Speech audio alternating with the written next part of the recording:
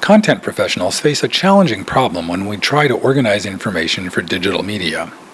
The humans we serve want engaging stories and quick solutions. The machines that help us serve our human users are pedantic know-it-alls. The discipline of information architecture helps bridge the gap between these conflicting approaches.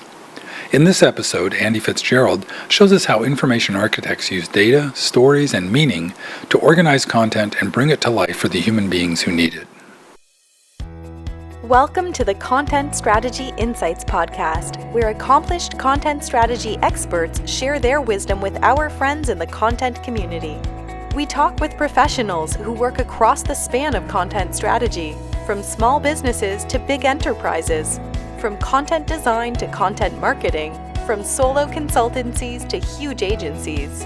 Our mission is to democratize content strategy, to make its principles and practices accessible to everyone. And now, here's your host, Larry Swanson. Hi, everyone. Welcome to episode number 67 of the Content Strategy Insights podcast. Really happy today to have with us Andy Fitzgerald. Andy's a information architect in Seattle, Washington, operates independently as his own consultancy there. And Andy, welcome to the show. I'd love you to tell the folks a little bit more about what you do. Great. Thanks, Larry. Thanks for having me on the show. I'm very happy to be here. So I am an information architecture consultant. I also have a background in interaction design, user research, and just sort of a broad user experience palette. I've worked at Deloitte Digital and Frog Design and a few other consultancies throughout the years. And now I focus primarily on information design and information architecture and content strategy, and primarily for healthcare, higher education, and government spaces. So those are all spaces that they tend to have really gnarly information problems, and they're the kind of things that when we get them right can actually make a pretty profound difference in people's lives. So right, those are big, important institutions and organizations. And yeah. And that confluence of content and information architecture and all that, the way I think about it from a content strategy perspective is that's, to my mind, structured content. And we've talked about that. That's a thing, that's a term. How would you define structured content? Yeah, so I think of structured content as content that makes the relationships between its fundamental units, its pieces, clear and machine readable. So when we let me take that apart a little bit. If we have, let's say, a memo, right, or a restaurant menu, we can look at that and we can see the size of the font, we can see the spacing, we can see the line spacing, we can see the colors, we can see any decoration there might be on a printed page, and we automatically make sense of that. Like, we are pattern recognition machines. But it turns out the machines that we build are really poor at recognizing patterns. So if we want a machine to understand that something is a dish versus an ingredient, we have to be able to express that in a way that the machine can understand. And there are lots of ways to do that, and I hope we'll get to talk about some of them. But to begin with, we have to know ourselves, what those relationships are, and we have to give ourselves the opportunity to make them clear in whatever format we need to express them in. Got it. And so your practice would be like, okay, whatever realm or domain you're operating in, like, what do we got here? What does it look like? How can we make this information useful and usable to like human beings, but also make it machine readable so that we can stitch it together? And I think I'm assuming that like things like responsive design and well, just the evolution of, we're not consuming just web pages anymore. We're looking at web apps and doing it on a variety of different devices and places. And so that separation, like I forget exactly how you said it, but it's sort of having the units structured in a way that you can put them back together in different ways. Is that a big part of it? Yeah, and there's in part of that definition is, we do need to make them intelligible to machines, but machines aren't reading our recipes. They're not like reading our blog posts. It's always for humans. So this it's always a human-centered design process. But as you know, and I think we all know, we're now in a situation where we're creating all of this content, all of this data, and there is this I don't even know what the metaphor anymore, like tsunami just seems so quaint, right? Of all of this content and information. And there's now just no possible way that as humans, we can sort through this and find what we need. So really, we need algorithms and machines essentially to help us find what we're looking for, understand what we find, and really be able to think critically about it and put things together in order to meet our goal. So it's all about people, but people need the help of machines to make sense of what we have wrought upon ourselves with the internet, essentially. Right, that's what we're just kind of not putting the genie back in the bottle, but like, holy crap, we've unleashed this this fire hose on the world. Now let's try to put it into some taps and and organizing that. Well, tell me some of the tools of your trade. Like there's practices like taxonomies and other ways of and ontologies to stitch things back together. But tell me, like, what's the toolkit of an information architecture, especially as it pertains to like and I assume that most of your work is around content, right? I know there's other ways you can be an information architect. It is around content, and really it's around that, making things findable and understandable. And you touched on a minute ago the idea of structuring content around a domain. So one of the tools is really more of a conceptual tool, is understanding what the domain is. And then one of the challenges as you start to think about structured content within a particular domain, so maybe it's, for instance, I'm working with a client now who is a labor organization representing home healthcare workers. So that is healthcare, but it's a very particular kind of healthcare that has sort of tendrils in the insurance space and tendrils in the healthcare space, but not in a facility setting, in a home healthcare setting. So it's a very particular domain. So understanding what's important, what the important content objects are in that domain is important, because that then helps you understand what the fundamental units of meaning are. So when we look at structuring content, this is kind of getting like right into the nuts and bolts of it, but like this is really the tool of the job, is like, what's the smallest unit? So you can think, for instance, you might, if you have a list of employees, an employee might be the smallest unit, or maybe an address is the smallest unit. But if your address is 123 Main Street, the smallest unit isn't the 123, because that doesn't mean anything on its own. So there are units like 123 Main Street, Seattle, Washington 9102. That means something. But once you break it down any smaller than that, the context that gives those individual data elements meaning is no longer there. And it might be that in some domains, an address alone isn't enough to give you context, to give you meaning. So it's really the domain that determines, when we start to break things up and we say, okay, we're going to identify this piece and this piece and this piece, in order for them to be understandable by the machines that help us understand them. It's always in the context of the domain that happens. So that's really one of the key tools. And it's a super abstract kind of thinking, especially for web design, which has for so long has been all about the screens. But it's the kind of thing that, as we're relying on algorithms to help us find and make sense of information, as we must, is becoming increasingly necessary. Yeah, and there's a bunch of ways you can get it. We were talking before we went on the air about our mutual friend Carrie Hain, and I love their book Designing Connected Content, the book that she co-authored with Mike Atherton. Yeah, it's a brilliant book. And one of the upshots of that, and the whole book is about domain modeling, which is great. But it's not. I've done, back in a prior life, I did a lot of relational database design, and it's not it's a tiny leap from a domain model to an entity relationship diagram that a database designer would use. But it's a significant leap, because it takes it, and I think it kind of gets at what you're talking about. The domain model is kind of making it a human understandable thing, whereas the entity relationship diagram is making it a machine readable thing. Yeah. Is that a correct analogy? The domain models. I think, yes. And I think when we talk about structure like that, there's an idea that I've been kicking around. I've been learning more and more about knowledge graphs and graph databases, and learning how to bring on knowledge models to data set in order to make sense of them for people, of course. And I've been thinking about structure kind of in the way that you've been talking about. And we have relational databases, which drive, the WordPresses and the Drupal sites, and, with scores of other CMSs. And that's all tabular data. So it's relating, 2 points together, right? Or a point and an attribute. With a domain model, we're really looking at graph data. So we're looking at how 2 points relate relative to a bespoke connection, right? Or a custom defined edge, right? So it's not simply that something is a parent or a child or has an attribute like you might have in a relational database.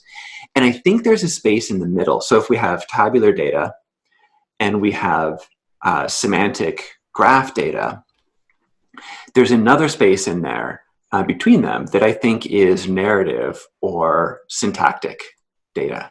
And there's a headless CMS called sanity.io that is it's available, for use. I've played with it a little bit. And what Sanity does is they use I think it's called the open text model or open content. I forget exactly what they call it, but they developed, and it's open source, but a model for serializing narrative content. And essentially what they do is they'll take a block of body text and every boldface, every heading, every link, every italic, every piece that's not just running text is actually broken up in a JSON file and is addressable and is identified as what it is and what it means. Now, and what that means is you can deserialize it in on a website or in a voice interface or on a screen reader or however else you want to deserialize it and use that content in a machine readable way. And to my mind, it's a different kind of content than either tabular or semantic content, because semantic content, although you can put it in a line, it doesn't have a natural sort of syntactic structure. It's got a semantic structure. So this idea that there's this third narrative space, and we're narrative creatures. We live on stories. That's how things make sense to us. And it's interesting that there's now, a group of people who are thinking about what this third space might look like. So I think there are there's a lot more than relational databases available to us for structuring and communicating content. And as soon as you say that, I'm picturing maybe there's not just three. Maybe this is a continuum from the kind of almost because you're making me remember the attraction of databases is that they are tidy and you make this normalize data to get it in there, and it's it makes the subsequent processing of that easier. Whereas in the semantic, that's the other interest. We were talking before about kind of timelines of stuff, and the idea of the semantic web has been around 15, 20 years. They were talking about the Web 2.0 wasn't that far behind Web 1.0. And yet, but then, and you're talking about in this narrative, let me go back to that real quickly. When you say narrative, I think, like you said, story, that's how we think. Sure. But these stories could be, it could be literature. They could be a story about how to fix your washing machine. They could be a story about how to navigate. Yeah. So my background's in English and French, but it's in language and it's in literature. And so and that's what got me into information architecture is this idea of how we make sense of things with words. And narrative, we're so good at it that we lose sight of how much complexity is wrapped up in narrative in the way that we can understand strings of words. So there's a word game that linguists like, a joke, or maybe it's more of a cone. It's time flies like an arrow, fruit flies like a banana. I love that. Yeah. And I come back to this stupid little set of phrases a lot, but there's so much complexity wrapped up in here because even those two sentences put next to each other invite a whole sort of examination of what language is and how we make sense of it. And you can see pretty clearly why a machine would have a hard time with this because there's so much context in it. And actually that time flies like an arrow, fruit flies like a banana, it's not about time or bananas or flies. It's about language. So there are levels and levels of meanings that because we're linguistic narrative beings we can start to access and we can think about. But there's a ton of complexity in there. Yeah, no, you're just making, and that's like, I'm all of a sudden thinking like why databases are so attractive, because they sort of simplify that. But Yeah. what you're saying, if you want, it's balancing, finding, just, discovery is important, and you want to be able to find things, but it's that understanding it. And I think that's kind of what you're getting at, is a good story is how you actually understand whatever the concept or information you're trying to convey is. Yeah. There's, God, I kind of don't want to get into tools, because there are, but like for each of those, like you said, like you mentioned, like Drupal and WordPress and conventional CMSs kind of operate from the database model, and Sanity with that kind of intermediate model. Are there examples of the knowledge graphs? And I think of like Facebook and Google search results or the way they operate. That's kind of what the first thing that I think people think of when they think of knowledge graphs. But are there CMSs, or I'm thinking also of like CCMSs and DITA and things like that, and how how they stitch stuff back together. So a knowledge graph mercifully is based on a set of web standards. So knowledge graphs are composed of RDF, which are resource description frameworks, which are a set of subject, predicate, object triples. They're simple statements. So you could say like, entity Larry has last name Swanson, right? So those really simple kinds of statements. So and they're always in three parts. Some people identify the graph that they're part of as a third part of, or a fourth part of the triple. But really they're just these really simple statements. And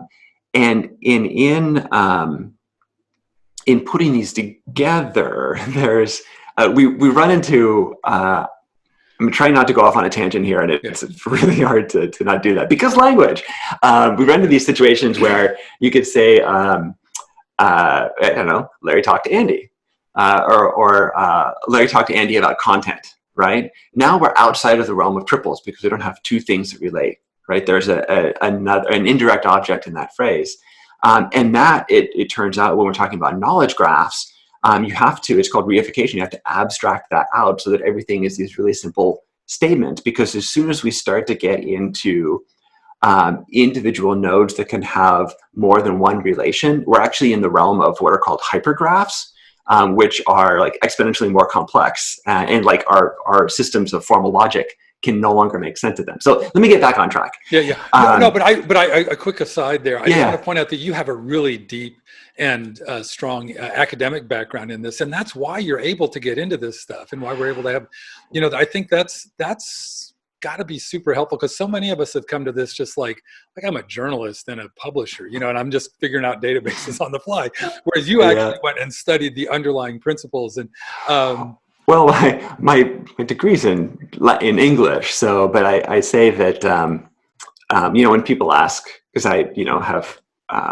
in English and French, and when people say like, how did you get into UX? I'm like, well, probably the most important thing I learned in grad school is how to sit in one place and read for 9 hours.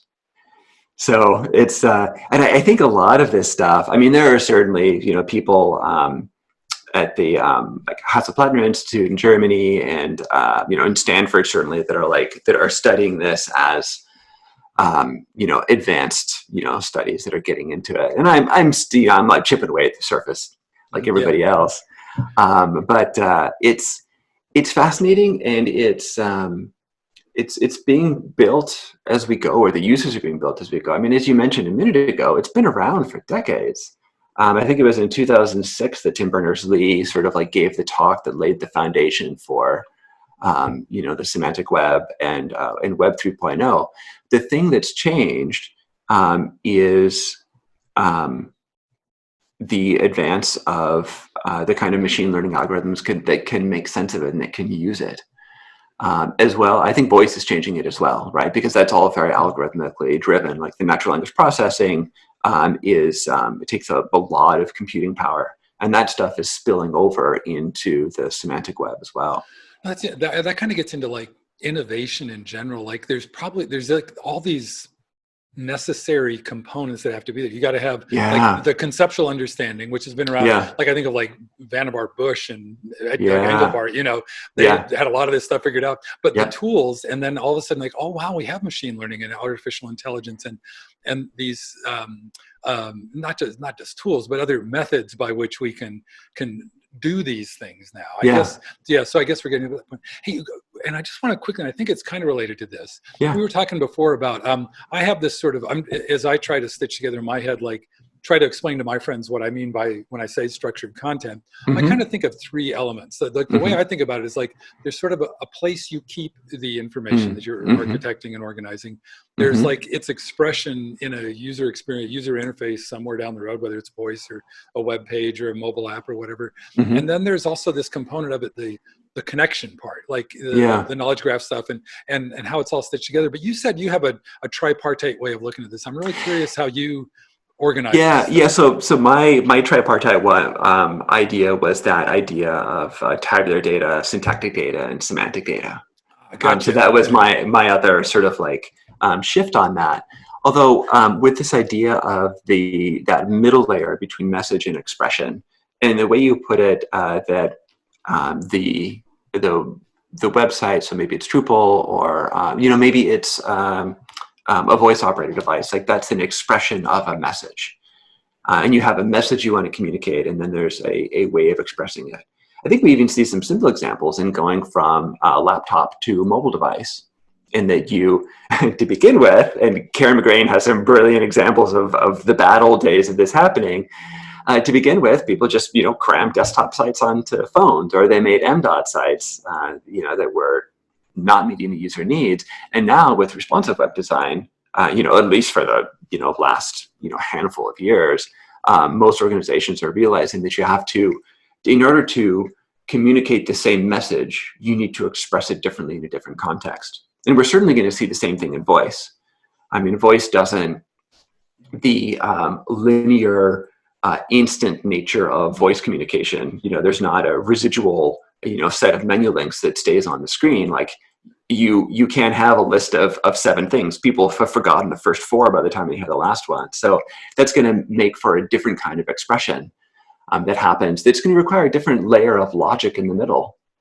Yeah. And I think there's, and to get a little meta about this, I think we were talking, you shared with me right before we talked, the article you're writing on information, which will be out. I'll link to it in the show notes. Oh, great. It should be out by the time we do it. But you talk in there about the difference between, like, how do you, like the difference between the arrangement of the thing and the method by which you arrange it. And it seems like, to me, like there's an analogy in there between like these artifacts and expressions and the underlying message to that. There's sort of like, there's like this thing that you saw, but there's this method by which we put that together. And you use the example of a sitemap, which is like a classic IA deliverable in there. Yeah. Can you talk a little bit about that? Because I'm super curious about. The quandary that led me to that article, and the article is delivering information architecture, and it's in part a way, sort of a love letter to my clients to say, like, hey, this is what information architecture is, and this is how it can help you, and these are the risks you run if we don't go down this road. And part of the context I paint is I see this all the time. Clients that have big, full feature, expensive CMSs, and they're using just the bare minimum of features. They've got all the Google Analytics, is hooked up and everything, but nobody's ever looked at it. Like all of these pieces that come together, and often, maybe not with the analytics, but the failure to use these pieces is not thinking about the systems that sit, the information systems, not the technical systems, but the way that we relate ideas and concepts together that sits underneath all of that. And the sitemap is one of the places that happens. So in the article, I use the example of putting together a sitemap for a consulting client. There was actually 2 clients who had recently merged, and they wanted to bring their sites together under a single umbrella. And I made a recommendation for where their case study should go. And the recommendation was that the case studies go under topical areas. There's not a case studies link in the global nav. the one of the stakeholders, saw that and was like, oh no, these have to go on the global nav. This is who we are, and this is what we do. And if we had only been talking about a sitemap, and I've seen this scores, if not hundreds of times, we would have taken positions and argued about those positions. But in this case, the sitemap was just an expression, this is back to that expression, an expression of underlying systems. The underlying systems were a classification scheme that had been worked through and guided by agreed upon design principles and in using accepted industry standards and a navigation model that followed the same kinds of rules and guidelines. So we were able to move back to those recommendations and get at the intent of what she was after. And really through this conversation, what we found was that the stakeholder in this case was using case studies metonymically to stand in for, no, really what she wants people to find isn't the case study. She wants them to find the demonstration of this consulting firm's expertise within those case studies. Okay, so now we can think about, okay, so this is actually what you want. Now we're all pulling in the same direction. Okay, how do people get there? Do they get there by looking for the format that they're in, or do they follow, for example, I anonymized the example in the article to be a fictional company, but that fictional company has expertise that's operations and strategy and extraplanetary stewardship. I'll let you read more about that in the article. But or is that where people are going? And so then we were able to have a discussion about what the actual goals of users and of the business were, not of the position of, oh, case studies have to be in the nav. Interesting. That kind of gets in. I was having a conversation earlier today with a friend about my intent is to democratize content strategy, and I hold to that intent. But she made the point, like, there's as soon as you democratize something, everybody thinks they can do it. I mean, Don Norman has been criticized for trying to democratize design as a discipline, and for the same reason. And I'm like, yeah, there's a point to be made there, because, and her point was that, like, look, we're a legit profession, and we're worthy of, like, not veneration, but, like, we're legit professionals, and the craft that we ply is worthy of that. But at the same time, I think there is a benefit to like, giving people the access to the methods and things like that. So so I'm wondering if that so to me, I guess it's the fundamental thing there is kind of about transparency about how things work. And I think that a domain model, like you were just talking about, it seems like that having done that work on, like, I don't know what you call it. I think of it in my head as like a domain model. Domain modeling is like one of the ways you get that. That's like another artifact kind of that functions in a different way, that lets you go back and say, oh yeah, no, we're talking about this thing in the domain, not this type of expression of it. Does that make sense? Yeah. And I think the artifacts are important as long as they are the result of actually doing the design work, because an artifact is the end 1% of the other 99% that's thinking through the sets of problems.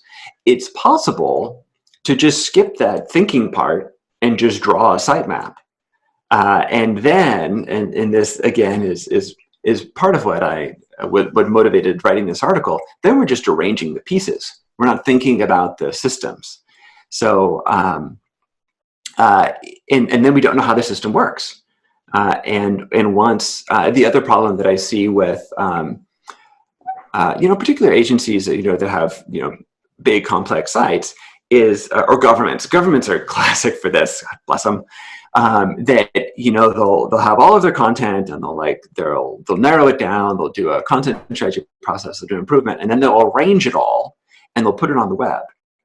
But that arrangement, as soon as you add new content, as soon as priorities shift, as soon as the government adopts a new program, or as soon as a department merger happens, which happens all the time, everything crumbles because the underlying systems that created that arrangement are either not understood, or they're very, very brittle. And we talked a little bit about this beforehand, but I like to say that information architecture always happens. It either happens by design or by default. And if it happens by default, then you might end up with a system that it doesn't work at all like you thought it would. Yeah. Hey, I think there are probably a lot of content strategy and information architecture consultants listening to this. Do you have any tricks of the trade for like addressing that dynamic you just set out? That like saying, yes, you could just copy some generic, sitemap and have a thing you could put on a way to navigate the current site as it is. But do you have like, I don't know, not tricks of the trade or professional techniques that you've used to really hammer, because that's kind of the point of this whole conversation. But there's different ways to get that across to different stakeholders, I guess. Yeah. Do you have any examples there? Yeah. I mean, one of the things that maybe it's a trick of the trade. I consider it more a part of being a professional, really. That I tend to go back to standards for designing. So, for example, for classification schemes, there's the monolingual taxonomy standard, the ANSI ISO Z3919, that talks about how you structure categories and the labels in those categories. Now, that particular standard isn't designed especially for websites. It's designed for indexing taxonomies, but it gives you a set of guidelines to follow. So, for example, if you're putting a structure together, there are different kinds of relationships that can happen in that structure. You might say that, for example, Lassie is a kind of collie. A collie is a kind of dog. Well, actually, Lassie is an instance of collie. A collie is a kind of dog. In dog, you might also put dog food, but dog food's not a kind of dog. Shouldn't be anyway. So there's all these different relationships that happen in categories, and intuitively they all make sense to us. Again, this idea, time flies like an arrow, fruit flies like bananas. Like we can make sense of it when we see it, but you're building a system. It's a linguistic system of making meaning. And when you're building it for shared use, when you're building it for content and context that might grow and change over time, sometimes in unpredictable ways, and especially when you're building it for someone else. So you're an information architect, you're a content strategist, you're a designer working on a project. You're not building it just for yourself. The externalization of those rules has to be clear. So the not really trick, but the sort of staple of the craft is to come in with that kind of knowledge and be able to talk about what those differences are, and then be able to illustrate sometimes how they go wrong. And often, again, going back to government websites, you can look at the government's, you can look at their own side and you can say, the reason that this is difficult for people to find is because you have these different kinds of categories mixed. And that's not necessarily bad, but if you're going to create a more complex system of mixed kinds of relationships, you need to make sure that it matches your user's mental model coming into it. And then here we get to the human-centered design standard. I think it's like ISO 9241 or something. But there are these standards that as professionals we can lean on. And I actually go to the standard. Human-centered design, you don't need to have read the standard to understand it, but it lends legitimacy to our craft. So one of the points that you made earlier was talking with other professionals that like, hey, this is serious. We're doing serious work. In every other craft, like, developers have, they've got all sorts of certifications, you can get, tests, and you can be an official, et cetera, and XYZ. I don't want to lean on that too much because I think that's certainly a double-edged sword. But there are, with these, like with the ISO standards, there's the distillation of a wide body of experts in our field.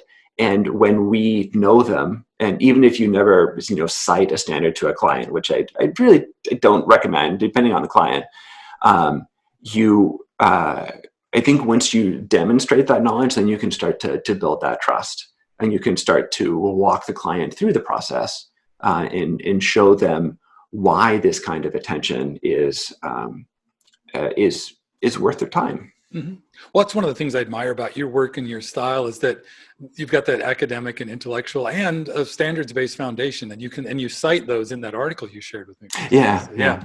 Hey, we're coming up on time, Andy. This always goes way too fast. All But right, yeah. hey, before we wrap up though, I always like to give my guests a chance. Is there anything that we haven't talked about or that's just on your mind about information architecture or structured content or just anything last that you'd like to share with the folks? Maybe I'll leave it with, I like to think of information architecture as an adapter or a fitting or a shim or a bridge between two really fundamentally different systems. You have human systems, us users, that are associative, heuristic, and approximate, right? We get close enough most of the time, and hey, that works really well for us. But then you have these digital systems that are enumerative, exhaustive, and exact. And when approaching the kinds of problems that we've been talking about, I like to think that it's a square peg and a round hole that just don't fit. Information architecture is how we can create that adapter or the interface, like literally the interface between the two systems, to help them work together. And a part of that is, I don't know, almost beautiful, because we have to work together. There's so much information in the world, and it's worth our knowing.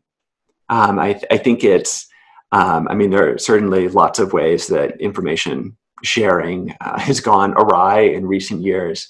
But there's the possibility there that if we can actually help ourselves understand what's actually going on in the world, then it makes it easier for us to take a more active part in improving those conditions or changing them, in ways that we collectively might agree on.